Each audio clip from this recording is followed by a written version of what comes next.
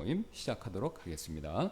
감사합니다. 하나님께서 또 한 주일 동안 우리에게 은혜를 베풀어 주셔서 큰 태풍이 지나갔지만 그래도 우리 성도분들의 각각의 가정에 또 큰 피해 없이 이렇게 지나갈 수 있게 해주셔서 감사드리고, 또 국가적으로도 생각했던 것보다, 우려했던 것보다 아주 큰 피해가 없게 또 잘 이렇게 태풍이 지나갈 수 있게 해주셔서 감사를 드립니다. 우리가 비와 또 우리에게 필요한 햇빛과 필요한 모든 것들을 하나님께서 주시고 하나님만이 홀로 이 모든 것들을 주관하십니다. 하나님의 깊은 섭리 가운데서 하나님의 허락하시는 그 모든 것들을 우리가 항상 믿음으로 바라보고, 또 우리에게는 비록 그것이 당장 어려움이 있고 또 안 좋고 또 부정적인 것이다 라고 할지라도 하나님께서는 항상 합력하여 선을 이루시고 궁극적으로 자신의 영광을 위해서 모든 것을 자신의 뜻을 베푸신다라는 사실을 믿고 우리가 더 하나님을 의지하고 신뢰하고 더 나아가서 데살로니가 말씀처럼 항상 감사하고 기도하는 저희가 되도록 하나님께서 인도하여 주옵소서. 오늘도 우리를 구원하신 예수 그리스도의 크신 성호에 힘입어 우리가 하나님 앞에 예배할 때, 경배할 때 하나님께서 기뻐 받아주실 줄로 믿고, 또 하나님의 말씀을 통해서 하나님께서 우리에게 자신이 어떤 분이신가를 보여주시고, 우리가 말씀을 통해서 하나님을 알 때 우리의 영이 참으로 기쁘고 즐겁고 만족을 얻고 사람이 빵으로만 사는 것이 아니구나라는 것을 깨달아 오늘 하루 복된 주일 되도록 성령께서 역사하여 주옵소서. 또 부족한 제가 하나님의 말씀을 가지고 또 오전에 예배 전에 이렇게 한국어 성경 공부를 인도할 때 또 성령께서 다시 한번 역사해 주시기를 원하고, 또 라이브 스트림 또 동영상을 통해서 보시는 분들에게도 동일한 은혜가 있을 수 있도록 도와주시기를 원하며 감사드리며 모든 말씀 예수님의 존귀하신 이름으로 기도드렸습니다. 아멘. 예, 우리 지난 시간에 이어서 하나님의 지혜에 대한 내용 우리가 살펴보도록 하겠습니다. 자, 다시 한번 정리해서 말씀드리면 하나님께서 이 세상을 만드셨죠. 예, 근데 이 세상은 우리가 생각하는 것 이상으로 엄청나게 광대하고 위대하고 대단하죠. 예, 인류가 두 가지 방면으로 기술이 발달했어요. 멀리 우주를 볼 수 있는 기술이 발달했고, 그 다음에 굉장히 작은 우리 눈에 보이는 것 이상으로 굉장히 작은 것들을 볼 수 있는 기술이 발달한 겁니다. 그래서 양쪽으로 우리가 우리의 그 지식을 쫙 이렇게 탐사 연구를 쭉 해보니까 이 세상은요, 우리가 생각하는 것보다 훨씬 더 대단하고 놀랍다라는 것이 속속들이 계속해서 드러나고 있어요. 예. 근데 이게 진행형입니다. 끝난 게 아니라 우주, 지난번에 그 우주의 크기 그거 보여드렸지 않습니까? 우리 다음 주에 이제 우리가 주일학교 아이들 그 내용을 꼭 한번 같이 볼 필요가 있다라고 부탁을 하셔서 다음 주에는 아이들도 같이 그걸 볼 겁니다. 예, 그래서 거기서 보신 것처럼 이게 상상을, 우리의 생각을 초월한다는 거죠. 그러면 이 놀라운 것이 어떻게 존재할 수 있었는가? 이건 인간만이 가지는 질문이죠. 예, 뭐 동물들, 사람하고 가깝다라는 침팬지조차도 아무리 관찰해서 봤었을 때 우주의 근원에서 궁금해하고 고민하는 모습을 우리가 볼 수가 없어요. 오직 인간만이 이 세상에 어떻게 존재하고 앞으로 어떻게 될 것이고 어떤 목적을 위해서 존재하는 이거에 대해서 고민한다라는 겁니다. 이게 이 사람만 가진 특징이에요. 그럼 우리가 고민해 봤었을 때 내릴 수 있는 결론은 여러 가지가 있을 수 있겠지만, 현대 지금 이 세상에서 대세를 이루는 것은 하나님이 창조하셨다라는 창조론과, 그 다음에 굉장히 그걸 반대하면서 나왔던 이 다윈에 의해서 주장되었던 진화론, 이겁니다. 그 외에도 이 세상이 어떻게 창조되었습니까? 라고 했었을 때 각 나라, 각 민족, 그 다음에 각각의 종교의 창조에 대한 기사나 설화가 있어요. 근데 그건 아무리 봐도 비과학적이고 비합리적입니다. 그렇죠? 지난번에 봤던 것처럼 페르시아에 나오는 창조 설화, 이집트에 나오는 창조 설화 봤는데 어떻습니까? 이거는 무슨 우리 단군 시조 얘기처럼 재미는 있을 수 있을지 모르겠지만 과학적으로, 합리적으로, 그 다음에 이게 납득이 가지 않는 부분이 굉장히 많죠. 예, 그냥 뭐 물이 있다가 거기서 신전이 나와서 그 신전에서 신이 어떻게 나왔다. 그리고 그 신이 그걸 가지고 뭐 죽은 다른 신의 시체를, 또 신을 죽여요. 신을 죽인 다음에 그 신의 시체, 몸의 시체 일부분으로 뭐 하늘을 만들고 우주를 만들고 뭐 또 사람을 만들고. 그러니까 이거 굉장히 뭐 동화에 나올 법한 그런 얘기들이지 않습니까? 그러니까 그런 얘기는 사실 사람들이 받아들이진 않아요. 요즘 같은 시대에. 자, 그러면 이제 하나님이 만드셨다라는 거 외에 지금 이제 진화됐다라는 것들을 굉장히 우리가 이제 교육을 받아서 그게 이제 광범위하게 퍼져 있는데, 지금 우리가 지난 시간에 이어서 살펴봤던 이 자료들을 보시면, 이건 제가 만든 게 아닙니다. 예, 이걸 연구하시는 분들이 이제 미국에 있는 성경 학자들이 이제 이걸 다 리서치를 해갖고 나온 내용들인데, 여기 보시면 여기에 지금 여기 그 기사 아티클들을 이렇게 쓴 그 글을 쓴 사람들이 그리스도인이 아니에요. 그리스도인이 아니고 그냥 일반적인 무신론자, 과학자, 각 분야의 전문가들입니다. 근데 그 사람들이 이렇게 쭉 보니까 이게 진화가 설명이 안 된다는 겁니다. 그러니까 진화론을 가지고는 현 세상의 이 굉장히 복잡한 시스템을 설명할 수가 없는 거예요. 지난번에도 한번 제가 말씀드렸듯이 다윈이 처음에 진화론을 제창했었을 때는요, 그 시대에는 그게 받아들여질 수가 있었어요. 왜? 지금과 같은 생물학, 특별히 화학 같은 것이 발전이 안 됐기 때문에. 지금은 제가 말씀드렸듯이 의학이나 최첨단 그 생물, 그러니까 생명과 관련된 모든 분야, 의학, 약품, 그 다음에 최첨단 사람의 목숨과 생명과 관련된 모든 분야는요, 생화학을 바탕으로 해요. 화학을 모르고는 의학이 발전이 없습니다. 화학을 모르고는요, 약품을 만들어낼 수가 없어요. 화학을 모르고는요, 생물학을 설명을 못해요. 그럼 왜 그렇습니까?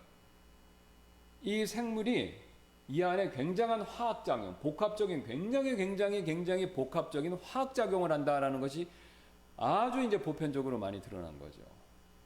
그러니까 인간의 몸은 거대한, 사람이 설계할 수 있는 것, 그것을 넘어가는 굉장히 거대한 화학 공장이다, 이렇게들 얘기한다는 겁니다. 근데 그런 걸 모르는 상태에서 다윈이 비구로를 타고 전 세계를 돌면서 특별히 갈라파고스 제도 가서 핀치들, 이 주둥이가 이렇게 길이가 짧고 적은 거, 그 다음에 그 갈라파고스 섬들에서 이구아나가 육지의 이구아나, 바다 이구아나, 뭐 들에 사는 이구아나 그래갖고 서로 비슷하게 생긴 거, 생물의 외적인 형태를 보고 이 원래는 조상이 하나 있는데 여기서 이렇게 진화가 돼갖고 각각의 서식지에 맞게 이게 뭐 모양, 입술, 뭐 그 새의 부리 이런 것이 그게 진화, 발전됐다, 이렇게 설명을 한 거예요. 그 시대는 그렇게 했구나 받아들일 수 있지만 지금은 아무도 그런 식으로 설명하면 받아들이진 않습니다. 왜요? 이게 이 주둥이가, 새 주둥이라고 그러겠습니다. 새 부리가, 주둥이가 늘어나려면요, 그 안에 화학적 반응이 있어야 돼요. 그냥 이게 저절로 늘어나는 게 아닙니다. 우리 사람도요, 손톱, 발톱도 이게 그냥 되는 게 아니죠. 이게 다 화학적으로 어떻게 자라고 그런 게 다 밝혀진 겁니다, 여러분. 그러니까 이게 손톱이 계속해서 자라는 병도 있잖아요. 그러니까 손톱, 발톱 같은 것도 저절로 자라는 게 아니라는 거죠. 뭐 환경에 맞춰서 이게 저절로 쑥 길어지는 게 아니라 이 안에 화학적을 통해서 이게 손톱 길이가 조절되는 거고, 이게 늘어났다 드러나는 건데, 이거를 컨트롤하는 게 우리 안에 있는 또 호르몬 계통의 역사라는 거예요. 그러면 그 호르몬들을 컨트롤하는 게 각각의 종마다. 그럼 보세요. 사람은 이 정도에서 손톱을 못 치는데 새들은 이게 꼬부라지지 않습니까? 네. 사람은 길게 자라잖아요. 물론 사람도 오래 길면 이게 약간 꼽지만 독수리 같은 거는 부리가 이렇게 곧바로 휘어요. 그러면 자라는 기전은 똑같이 화학적 작용으로 자란다라고 했었을 때 각각의 종, 사람이나 독수리에게 있어서 이걸 휘라고 명령하는 뭔가가 있다는 거죠. 그게 뭡니까? 유전자예요. 그러니까 유전자 안에 염색체 지도가 이게 자라면서 이렇게 휘라고 그런 명령을 주는 겁니다. 그러니까 모든 독수리 종은 그 유전자를 갖고 있고, 그 유전자를 갖고 있는 종은 다 이게 일정 시점 자라면 이렇게 휘는 겁니다. 날카롭게. 그러니까 어떤 환경에 있다고 이게 핀치가 여기 이 섬에는 벌레를, 다윈의 말에 따르면 그 섬에 가보니까 그 여러 섬들이 있잖아요. 근데 이 섬에 가니까 이 섬에는 벌레들이 나무 안에만 있는 겁니다. 주로 나무 안에 많이 살아요. 먹을 수 있는 게 나무 안에. 그러니까 이 핀치가 처음에 이걸 쪼다가 이게 부리가 짧으니까 못 먹는다는 거예요. 그러니까 이걸 자꾸 먹다 보니까 이게 주둥이가, 새 부리가 길어져서 그걸 잡아먹을 수 있고, 그 다음에 요게 길어지지 않은 애들은 도태됐다.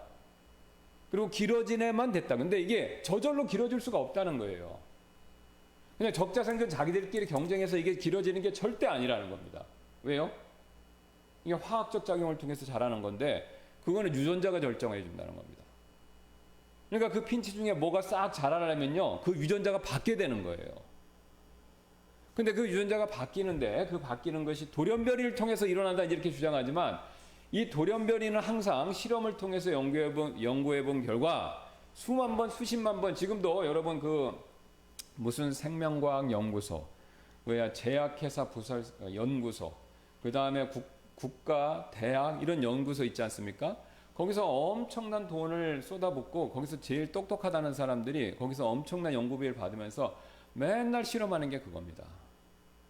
근데 해보니까요, 나온 결론이 뭐냐? 돌연변이를 하면 종이 좋아지는 게 아니라 그 다음 세대, 그러니까 그 다음 개체가 태어난 다음 개체가 좋아지는 쪽으로 발전한 게 아니라 퇴보한다는 거예요. 퇴보해서 결국은 그 종은 더 살지를 못하고 죽는다는 거죠. 불임 같은 게 대표적인 거죠. 그러니까 이게 인간뿐만 아니라 모든 생물의 주의, 뭐 해갖고 다 해보니까 돌연변이는 퇴보한다라는 게 나타난 겁니다, 여러분. 그러니까 다윈 시대에 다윈이 이렇게 생김새를 보고 이렇게 됐다. 이거는 그 시대나 그게 설득력 있을 법한 모르니까 하지만 지금은 그런 얘기를 하면 믿질 않습니다. 왜요? 그거는 그냥 소설이니까. 그러니까 화학적 메커니즘을 설명하지 않으면요, 진화론이 맞는다라는 걸 입증을 할 수가 없어요. 근데 이 화학적 메커니즘을 갖고 설명을 하려고 시도해봤는데 너무 많이 안 맞는 거예요. 그러니까 대다수의 과학자들은요, 사실 진화론을 안 믿어요. 근데 이제 그러면 창조론을 믿어야 되는데 또 무신론자니까 창조론을 선뜻 믿는다고도 말을 못 해요. 안 하는 거죠, 일부러. 로마서 말씀처럼 어떻습니까? 진리를 불의 가운데서 억누르고 있는 거죠, 알면서도. 그러니까 선호하는 용어, 개념, 아이디어가 뭐냐?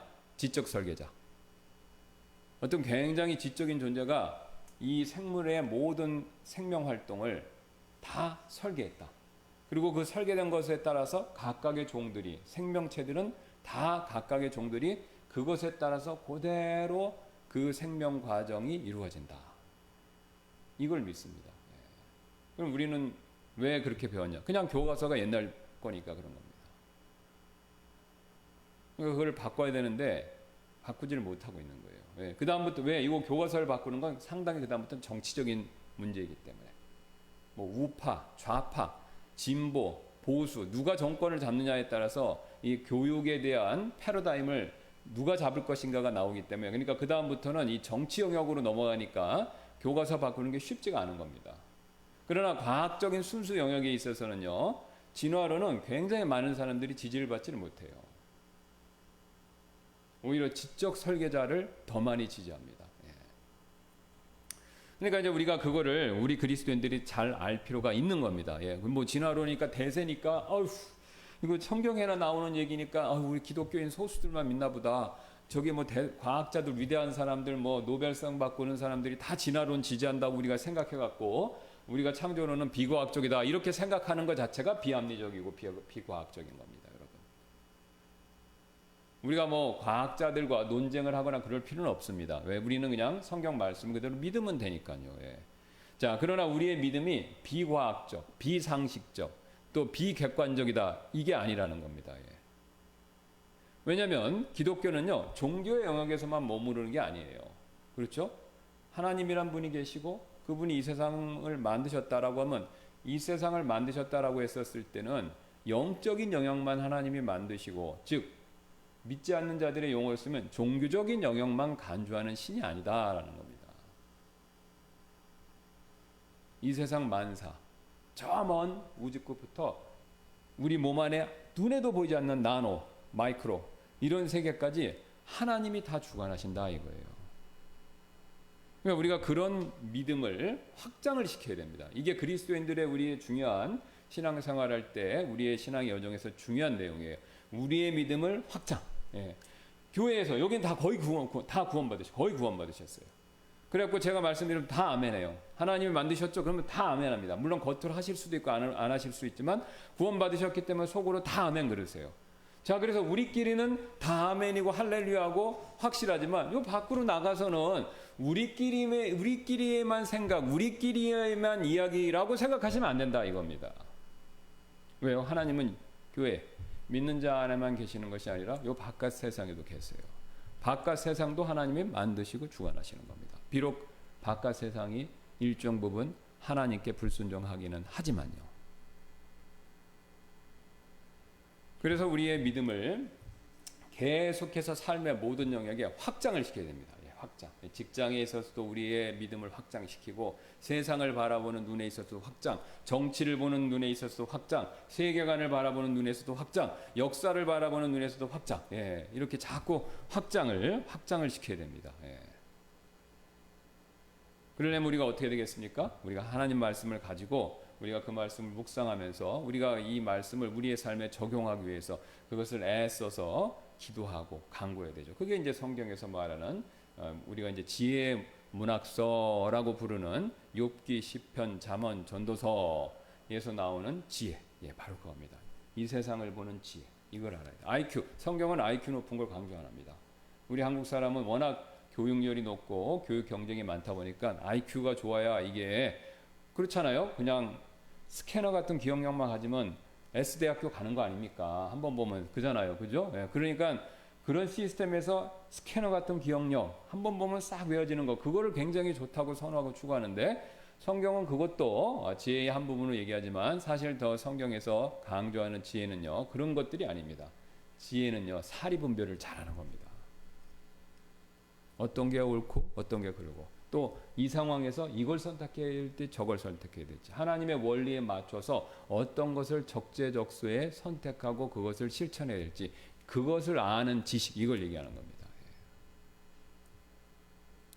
그러니까 가장 대표적으로 창세기부터 시작해서 성경에서 처음에 나오는 가장 지혜로운 사람이 누굽니까? 요셉. 요셉은 엄청 지혜롭잖아요. 그죠? 요셉은 공부를 많이 한 게 아니에요. 그죠? 모세는 공부를 많이 했어요. 이집트의 제왕의 학문을 배웠어요. 근데 요셉은 공부를 많이 했다는 기록은 없어요. 물론 뒤에 나오면서 총리가 되면서 자기가 숱한 정보를 받아들였으니까 학식이, 지식이 커졌겠죠. 그러나 그 전부터 이미 요셉은 지혜로웠어요. 왜? 사리분별을 잘했다라는 겁니다. 사리분별을. 그러니까 우리가 그런 지혜를 가지셔야 된다. 지식보다. 그래서 근데 우리는 이제 우리 한국 문화는 지식 중심이니까 지식을 막 엄청 많이 가지면 그게 이제 사회에서 진출하는 데 유리하니까 시스템이 그렇잖아요. 그러니까 그걸 강조하는데 지혜가 필요한 거예요. 왜? 지식을 엄청 가져도 바보같이 어리석은 결정을 하는 경우가 너무 많습니다. 그렇죠? 너무 많아요. 뭐 대통령부터 시작해서 훌륭한 박사, 뭐 어떤 사람들 다 보면 기업가들도 엄청나게 똑똑하고 아는 것도 많은데 결정적인 순간에 잘못된 선택을 하는 겁니다. 지혜가 부족해져서. 여러분 옛날에 조선조 왕들 보세요. 왕들은 절대 권력을 다 가졌지만 어떤 왕들은 나라를 성군으로서 잘 통치하고, 어떤 왕들은 패왕으로서, 패륜적으로서 자기 나라, 그 나라를 잘 통치를 못하지 않습니까? 그 왜 그렇습니까? 지혜가 부족해서. 그래서 우리가 이제 지혜가 굉장히 요구되는데, 그런 지혜를 가지고 우리 삶에서 우리의 믿음을 이렇게 확대하는 연습, 이것을 죽을 때까지 하셔야 되고, 그 다음에 죽어서 끝나는 게 아니라 제가 장단코 말씀드리는데 천국 가서도 우리의 이 지혜는 무한대로 쫙 나갑니다. 이제는 누구를 만납니까? 예수님. 뭐 하나님은 말할 것도 없고, 우리 예수님 만나보면 궁금한 거 저한테 이렇게 들을 필요 없이 이제 어떻게 되는 겁니까? 예수님한테 원저자잖아요. 이 세상 골로새서랑 요한복음 말씀 보면 예수님이 이 세상 만드셨다는 거예요. 아버지께서 아들을 통해서 이 세상을 만드셨다라고 분명히 얘기하고 있습니다. 그러니까 예수님이 이걸 만들 때 아무 생각 없이 그냥 생겨져라 이렇게 한 게 아니라는 거예요. 그 불신 과학자들도 세상을 연구해 보니까, 이 생물을 연구해 보니까 일정하게 설계가 된 건 맞다라는 거죠.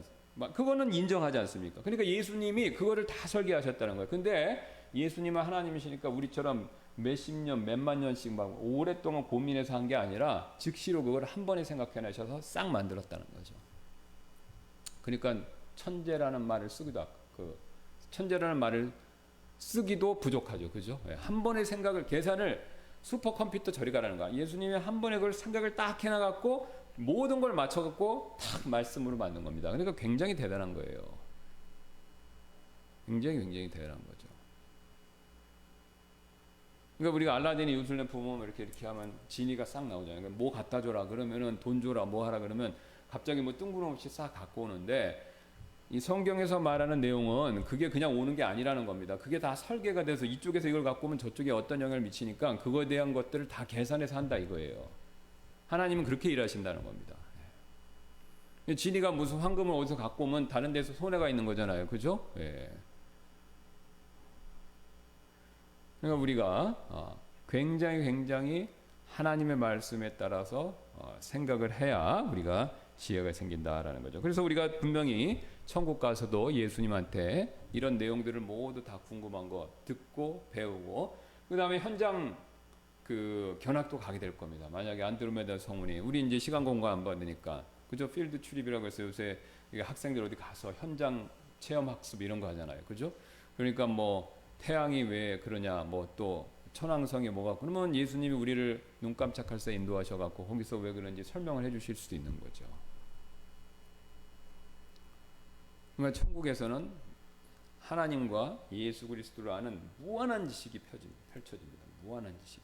화볼만한 경우로 우주 사진을 봤을 때 감탄하잖아요. 그죠? 그거 보고 감탄 안 하는 사람이 없어요. 신자 불신자 할 거 없이 다 감탄합니다. 근데 화볼만한 경우 볼 수 있는 건 굉장히 제한적이라는 거예요. 그러면 예수님이 그 너머까지 우리를 인도하셔서 아니면 하늘에 무슨 천국에 스크린이 있는지 어떤지 모르지만 그런 걸로 그거를 화볼만한 볼 수 있는 걸 넘어서 싹 보여주시면 어떻겠습니까? 압도당하는 거죠. 압도당하는 거죠. 우주 그 스케일에 대한 거 그것만 제가 잠깐 여기서 사람이 앉는 거 보여드려도 오 대단하다 그러는데 예수님이 하나님이 그거를 직접 딱 보여주신다면요 우리는 압도당하는 겁니다. 그러니까 천국에 가면요 압도당할 거 투성이에요. 압도. 네. 그러니까 하나님의 그 위대하심 말이 위대하다라고 말할 수밖에 없는 거지 하나님의 그 존전의 영광 이거 대단한 거고 또 예수님이 하신 일 보면 그것도 더 대단한 겁니다. 그러니까 그 놀라운 것들을 우리가 보면서 우리는 압도돼서 결국 우리가 느끼는 게 뭐냐 우리는 먼지구나 아무것도 아니구나. 근데 아무것도 아닌데도 하나님이 예수님을 통해서 우리를 구원해 주셨구나. 그 사랑이 놀랍구나. 그 은혜가 놀랍구나. 이거를 그냥 느끼는 거예요. 저절로 가서 그걸 느끼는 겁니다. 근데 이제 하나님은 천국 가서 그걸 완전히 느끼는데 그걸 이 땅에서부터 맛보라 이거죠. 맛보라는 겁니다. 그러니까 하나님이 말씀을 주시고 또 믿는 자들이 함께 할 수 있는 교회를 주시고 또 교회가 이렇게 모여서 이런 주제를 얘기할 수 있잖아요. 방해받지 않고. 그죠? 어디 카페 가서 얘기하면 이런 거 할 수 있습니까? 예. 또 찬송도 마음껏 부를 수 있게 이렇게 우리가 이런 모든 시설을 또 마련할 수 있는 거죠. 그러니까 그거를 맛보라. 이렇게 지금 하나님께서 우리가 허락을 해 주신 거죠. 자, 그래서 이제 우리가 그런 내용에서 입각해서 보시면 굉장히 도전이 많이 됩니다. 그래서 우리가 지난 시간에 이제 쭉 살펴봤던 건데, 이거 이제 요 내용들이 뭐 복잡다단하고 어려운데 핵심은 그런 거니까 쭉 이제 시간이 있을 때마다 한번 읽어보시고요. 예, 그 다음에 뭐 G부터 한번 우리가 보도록 하겠습니다. 지난번에 처음에 나눴던 요 2장짜리에 거기 G 있죠? 예. 살아있는 세포의 환원 불가능한 복잡성은 진화론적 설명을 거부한다. 이게 G라고 돼 있는 부분. 그거 한번 보세요. 그게 뭐냐면요. 여러분이 지금은 안 쓰는데 LED를 쓰는데 옛날에 그 백열등 그거 생각나시죠? 지금도 많이 쓰시는 분들은 쓰시겠지만 백열등 이게 우리가 이제 전구라고 그랬잖아요. 이렇게 동그랗게 된 거 백열등 그 안에 필라멘트 있어갖고 근데 이 백열전구는 여러분 아시는 것처럼 그 안에 뭐가 있습니까? 필라멘트가 있고 그 필라멘트가 오랫동안 타게 하기 위해서 진공이죠. 그러니까 백열등 같은 건 한번 만들어 놓고 그걸 분해를 못 한다고 합니다. 그러니까 우리가 만드는 어떤 물건들, 사람이 만들어낸 어떤 생산품 물건 중에는요, 한번 만들면 역으로 이렇게 거꾸로 분해를 해서 원래 파트로 있는 걸로 못 만들 수 있는 것들이 있대요. 그게 백열전등이라는 거예요. 왜요? 이게 이렇게 있어서 진공 상태로 있기 때문에 이걸 분해하는 순간 어떻게 됩니까? 이건 깨진다는 거예요. 진공이니까 그 안에가. 그러니까 우리가 물건 중에서 만들어 놓고 싹 분해해서 원래로 만들 수도 있는 게 있고 아니면 한번 만들면 절대로 원상태로 못 가는 것들이 있어요. 근데 그 원상태로 못 가는 걸수록 어떠냐면 기술이 어렵거나 굉장히 복잡하다는 겁니다. 그러니까 너무 복잡하면 그거를 분해가 안 된다는 거예요. 한번 만들어 놓고. 그리고 그 특정 부분에 대한 기술이 너무 높은 수준이면. 그러니까 이제 우리가 사람이 만든 물건에도 그런 게 존재한다라는 겁니다. 너무 복잡하면 또 너무 높은 난도의 기술을 요구하면 한 번 만들면 뒤로 못 돌아가요. 환원이 불가능해요. 근데 놀랍게도 이 생명체, 몸은 말할 것도 없고 생명체에 있는 세포 하나도 환원이 불가능하다는 겁니다. 이게 뭐냐면 이 세포, 그러니까 이제 왜 인간이 지금 세포 하나라도 만들어 보려고 애를 무척 쓰는데 그게 안 되냐면요. 세포 하나가 현미경으로 봤을 땐 별거 아닌데 그거 안에도 굉장히 복잡하다는 겁니다. 그러니까 그 하나하나에 뭐 아미노산이 몇 개 있고 뭐가 몇 개 있고 뭐 질소가 몇 개 있고 그건 다 알아냈대요.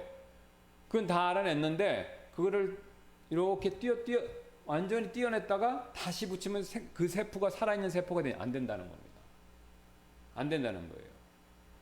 물질적으로 뭘 구성하고 있는지는 다 알지만 이거를 섞으면 안 된다는 겁니다. 사람 몸도 마찬가지죠. 쉬운 예로 사람 몸 안에 원소들이 뭐가 있는지 다 이미 밝혀졌습니다. 그런데 그런 걸 적당히 섞어서 사람 모양 만들었다고 해서 그게 사람이 됩니까? 안 되죠. 아주 쉬운 예로 죽은 사람이 영혼이 싹 빠져나가면 몸은 그대로지만 그 생명이 돌아오기 전까지는 그 사람이 산 사람이 안 되잖아요. 그렇죠? 네. 그러니까 한번 분리되면 원래는 못 돌아가는 게 생명체다라는 겁니다. 그러니까 그런 특성을 갖고 있기 때문에 생명체가 인간이 아무리 노력해도 세포조차 단세포 이거 하나조차도 만들어낼 수가 없다는 겁니다.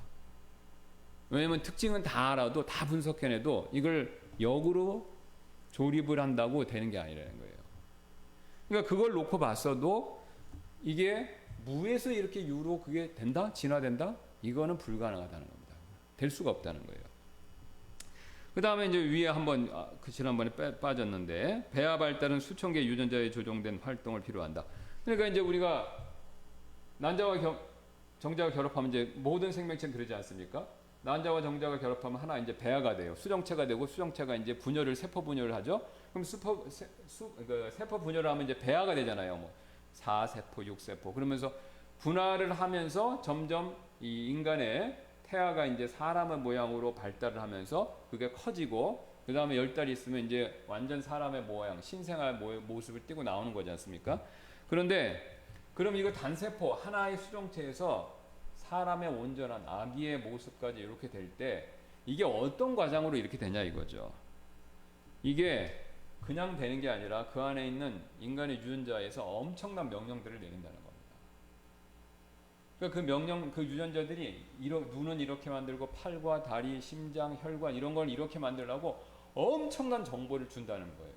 그러니까 엄마 몸에서 필요한 양분, 영양분을 받으면서 산소와 영양분을 받지만 그 이제 재료를 받는 거죠. 그거를 받지만 이거를 만드는 거는 아기가 스스로 하는 게 아니라 아기 그 배아세포 안에 있는 유전자가 계속해서 명령을 줘서 거대한 공장에서 뭘 만들듯이 그러니까 조선소에서 배 만들듯이 그렇게 각각의 부분들을 유전자가 정보를 주면서 효소들을 이용해 갖고 그거를 만든다는 거예요. 하나씩. 그러니까 배 짓는 것보다 더 어렵다는 거예요. 그게. 그러니까 이 과정에서 만약에 돌연변이 어떤 변화가 딱 일어난다 그러면 그 태아는요 정상으로 자랄 수가 없어요. 문제가 생기는 겁니다. 그게 이제 우리가 얘기하는 이제 장애인들이 되는 거죠. 그러니까 돌연변이가 좋은 쪽으로 나올 수가 없어요. 왜 그렇죠? 아니 배를 거대한 공장에서 배 만드는데 이 배 만들 때 이게 조금만 실수가 나면 어떻게 됩니까? 이게 접합이 안 될 거 아니에요. 그죠? 엔진에 했을 때 보링이 하나 있어야 되는데 그게 안 들어가면 엔진 돌아가는데 문제가 생기지 않겠습니까? 그러면 누가 거기서 일하는 사람이 난 천재야 그래갖고 보링을 5개 내야 되는데 자기 마음대로 10개를 넣어버렸어요. 자기 느낌에 그렇게 하면 더 잘 돌아갈 거라고 생각. 그러면 그게 됩니까? 효과가 안 나죠. 오히려 파괴되죠. 왜? 보링이 5개에서 최적화되도록 다른 부분을 다 고려해서 만들었기 때문에 거기다가 10개를 넣어버리면요 이게 과잉이 되는 거죠. 그죠? 예. 예를 들어서 지하철 사람이 오니까 지금 뭐 배차가 1시간에 뭐 5대다. 근데 사람이 너무 많으니까 그냥 10대를 하시오. 그래갖고 10대를 딱 넣으면 그게 됩니까? 안 되죠. 5대에 맞춰서 모든 시스템이 다 맞춰졌는데 그냥 갑자기 필요로 10대를 넣는다고 되는 게 아니죠. 그러면 10대가 돌아갈 수 있게끔 모든 역에 그런 시스템들이 다 업그레이드가 돼야 되는 거죠. 그러니까 인간의 몸도 그렇다는 거예요. 생명체들이 다 그렇다는 겁니다. 그냥 내 마음대로 돌연변이가 뚝 생겨갖고 그게 좋은 쪽으로 갑자기 획 된다? 이거는 행운, 우연, 그러니까 요행을 바라는 행동이라는 거예요. 근데 그건 실제 일어나지 않는다는 겁니다. 다 문제를 일으키지. 그러니까 이것도 다 소용이 없는 얘기입니다. 예. 그 다음에 옆으로도 가셔서 보시면 화석 얘기도 많이 있죠. 화석 기록은 간격으로 가득 차 있으며 인식 가능한 종류의 동물의 갑작스러운 출현과 연속성의 특징이다. 그러니까 여러분 아시는 것처럼 화석들을 이렇게 쭉 보시면 이 화석들이 층층이 있으면 이게 그 진화를 믿는 사람들 따르면 이게 차곡차곡 시대별로 나와야 되는데 어떤 종들이 갑자기 원래 자기들이 만들어놓은 연대기 중간중간에 끼어든다는 거예요. 이렇게. 그러니까 제일 처음에 어류가 있어야 되고 파충류가 있어야 되고 그러니까 파충류만 쫙 나와야 되고 그 다음 파충류에서 포류, 원시적인 조류가 나와야 되고 그 조류 위에 또 포유류가 나오고 이런 식으로 차곡차곡 그렇게 화석들이 그 동물의 화석들이 발견돼야 되는데 그게 아니라 여기 지금 어류 있는데 파충류가 들어가 있고 여기 조류만 나와야 되는데 여기에 또 포유류가 들어가 있고 이렇게 되는 거 아니면 그게 반대로 뒤집어 있던가 포유류 위에 또 그 어류 같은 것들이 나온다든가 이게 막 중간중간에 예외적으로 들어가고 이게 순서가 바뀐 것들이 많이 나타난다는 거죠. 그러니까 그건 어떻게 설명하냐 이거죠. 그러니까 이건 대격변, 홍수에 의한 대격변 이론 외에는 설명할 방법이 없습니다. 왜냐면 차곡차곡 쌓여서 가야 되는데 이게 왜 섞이냐 이거죠. 중간중간에. 그러면 다른 종들이 그 시대에 살았다는 얘기인데 그러면 진화론 자체가 붕괴되는 겁니다.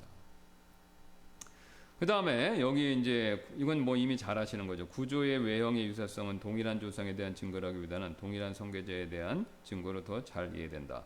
그러니까 이제 뭐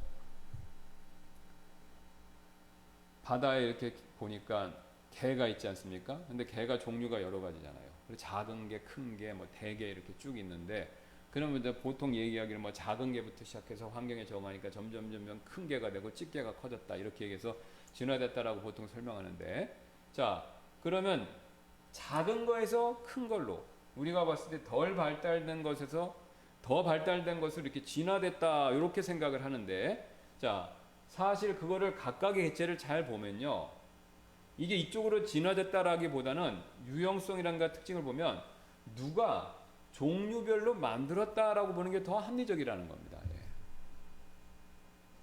그러니까 우리가 물건을 만들 때도요 여러분 핸드폰도 굉장히 값싼 게 있어요. 10만 원짜리 막 이런 것부터 20만 원, 30만 원, 50만 원, 100만 원짜리가 있어요. 그러면 이건 굉장히 극단적인 예인데 1000년 뒤에 핸드폰을 발견했어요. 종류별로 싹 있는 거예요. 아 그러니까 이건 극단적인 예입니다. 넌센스예요. 제일 싼 거, 요거 제일 작은 게 이게 진화돼 갖고 50만 원짜리, 60만 원짜리, 100만 원짜리, 1000만 원짜리, 뭐 200만 원짜리 핸드폰으로 이게 진화됐다 이렇게 얘기하면 넌센스잖아요. 그 바보 같은 소리죠. 그럼 더 이해하기 쉽게 노트북 지금 뭐 10만 원짜리부터 시작해서 50만 원, 100만 원, 쉽게는 뭐 슈퍼컴퓨터까지 있어요. 그러면 5천년 뒤에 이 노트북 종류별로 싹 발견됐어요. 그러니까 이게 슈퍼컴퓨터가 아니까 처음에는 이런 단순한 컴퓨터인데 간단한 건데 이게 이쪽으로 점점 슈퍼컴퓨터로 이게 컴퓨터가 스스로 진화했나? 이렇게 생각하면 넌센스죠. 핸드폰이나 컴퓨터 예를 통해서 알 수 있는 건 뭐냐면요. 설계자. 동일한 설계자가 그 사람이 이거는 그냥 싼 걸로, 이거는 중저가로, 이거는 비싼 거로 설계해서 그거에 맞춰서 만들었다 보는 게 맞는 거지. 싸구려에서 큰 걸로 이게 점점점 좋아져서 진화했다라고 보는 거는 비합리적이다라는 겁니다. 그러니까 사람들이 제가 말씀드렸잖아요. 노트북 컴퓨터는 이렇게 해서 진화됐다라고 하면 다 웃으세요. 그러면서 왜 생명은 이 컴퓨터보다 인간이 만들어낼 수도 없어요. 단세포 하나도 만들어내지 못하는 이 생명체는 어떻게 작은 것에서 큰 걸로 진화됐다라고 말하냐 이거죠. 그걸 믿냐 이거죠. 완전 넌센스죠. 그죠? 예. 훨씬 어려운 게 어떻게 이렇게 되냐 이거죠. 훨씬 쉬운 게 컴퓨터가 핸드폰이 만들기 훨씬 쉽잖아. 인간 입장에 봤을 때. 그러니까 왜 그런 생각을 하냐 이거죠. 이거 자체가 문제입니다. 예. 그리고 뒤에서 나중에 또 한번 보겠지만 만약에 우리가 실험을 성공해서 뭐 머스크가 하든지 뭐 지금 뭐 빌 게이츠가 하든지 아니면 합성을 쳐서 하든지 실험실에서 진짜 단세포 하나를 만들어냈어요. 하나를 정말로 수십 년 수백 년 노력해서 진짜 만들어냈다고 생각해 보세요. 그러니까 이제 그걸 만들어냈으니까 드디어 진화론이 창조를 물리치고 이겼다라고 주장할 수 있겠지만 여러분 그 정반대입니다. 자 보세요. 그 단세포 무생물에서 단세포를 만들어졌어요. 만들어졌죠? 진짜 생물이 된 거예요. 근데 그 생물이 스스로 만들어진 겁니까? 아니면 사람들이 만들어낸 겁니까? 사람들이 만들어냈잖아요. 조건을 맞춰서. 그러니까 무생물이 생물이 되도록 실험실에서 만들어낸 건요.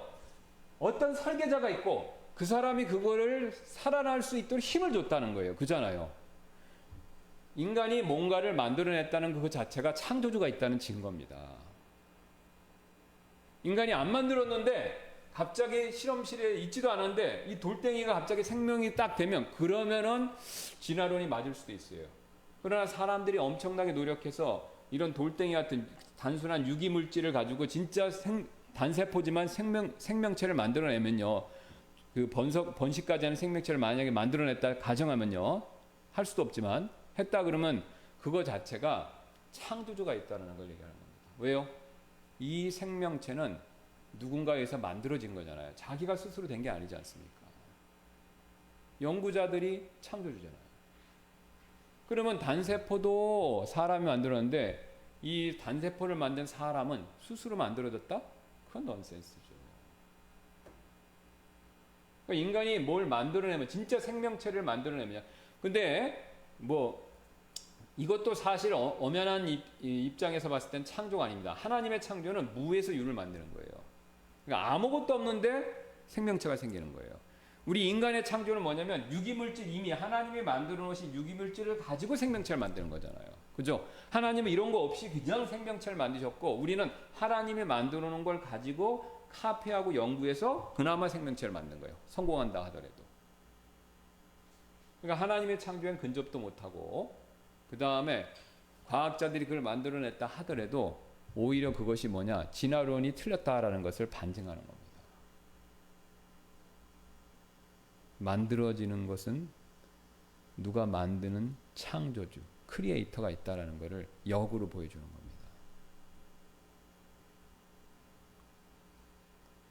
그 아이가 있는데 난 슈퍼히어로예요. 너 누구네 집에 아기냐? 그럼 저는 스스로 태어났어요. 이거 말이 안 되는 거죠. 그죠? 네.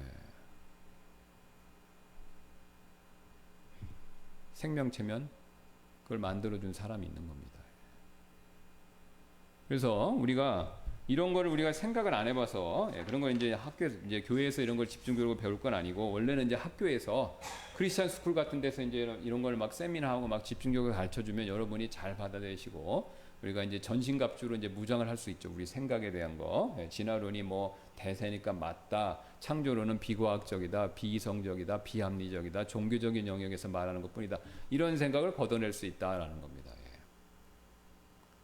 그래서 시간이 되었기 때문에 여기서 마치고 다음 시간에 또 이어서 볼 텐데 다음 시간에 우리 아이들과 같이 하면서 좀 색다른 방법으로 살펴보는 시간 갖도록 하겠습니다. 기도하고 마치겠습니다. 감사합니다. 하나님께서 또 이 세상 만물을 만드셨고 말씀으로 만드셨고 또 하나님의 그 보이지 않는 주권적인 섭리로 이 세상을 다스리시고 운행하시고 또 이 세상이 존재할 수 있게 해주신다라는 우리가 사실을 믿고 우리가 우리 교회에서뿐만 아니라 삶의 터전에서 직장에서 또 사회에서 또 이 세상 전체에서 우리의 그 믿음을 확장시키고 확대시켜서 우리가 성경에서 말하는 것처럼 히브리서 11장에 나오는 것처럼 각각의 모든 삶의 영역에서 믿음으로 사는 저희 모두가 되도록 하나님께서 저희들의 믿음을 증대시켜 주옵소서.